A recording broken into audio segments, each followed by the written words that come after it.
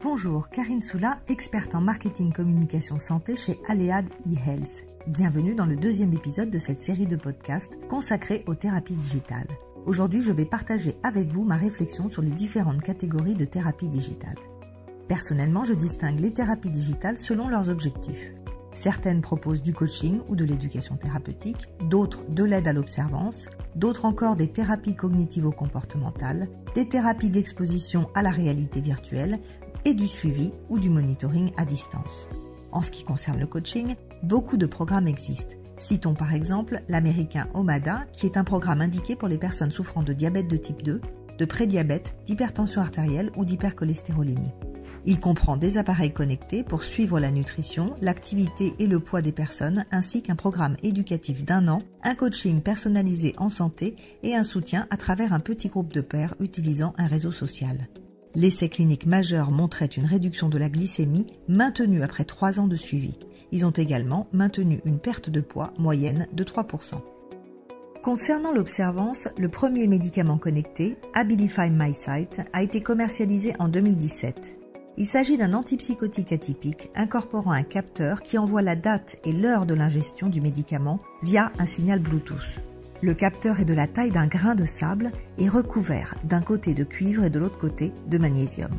Lorsqu'une pilule est avalée, le liquide dans l'estomac relie des deux côtés, générant un signal électrique qui peut être capté par un patch positionné sur le torse de la personne. Un enregistrement numérique est envoyé sur une application mobile et partagé avec les professionnels de santé. Outre le signal, le capteur permet également de suivre le rythme cardiaque, le sommeil et d'autres paramètres cliniques. Les thérapies digitales peuvent aussi être basées sur des techniques existantes de thérapie cognitivo-comportementale ou remédiation cognitive. Elles sont fréquemment développées sous forme de jeu. À travers le jeu, le patient ne se rend pas compte qu'il travaille et on observe une meilleure adhésion qu'avec des TCC classiques.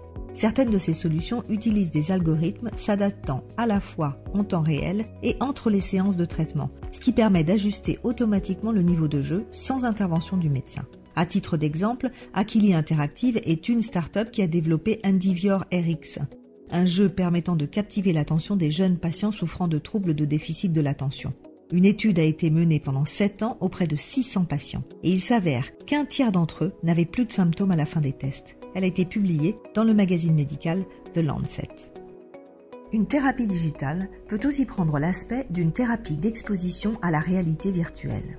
L'idée est d'utiliser la simulation pour permettre aux gens d'apprendre en faisant l'expérience de situations réelles.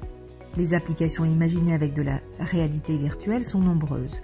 Réduire la sensation de douleur, soigner les phobies ou repérer les signes précoces de la maladie d'Alzheimer en envoyant le patient dans un monde virtuel. Des sociétés comme Setocare ont mis en place des essais cliniques utilisant cette technique dans les phobies, les addictions, voire afin d'éviter les rejets de greffe. Enfin, les thérapies digitales peuvent tout simplement prendre l'aspect d'un suivi monitoring à distance dans le cadre de la réglementation française de télésurveillance par exemple. Ce type de solution est expérimenté actuellement dans le cadre du programme ETAP pour la télésurveillance de 5 pathologies chroniques: insuffisance cardiaque, rénale, respiratoire, diabète et arythmie. Certaines de ces solutions vont au-delà d'un simple monitoring, permettant une réelle amélioration de l'état de santé des patients. Propeller, qui propose une thérapie digitale pour suivre son asthme, inclut des données externes telles que la météo ou le niveau de pollution. Quelle que soit la forme et l'outil digital utilisé, elles doivent toutes avoir prouvé leur efficacité grâce à des essais cliniques de phase 3. À bientôt pour un 3e épisode dans lequel je vous présenterai une thérapie digitale française.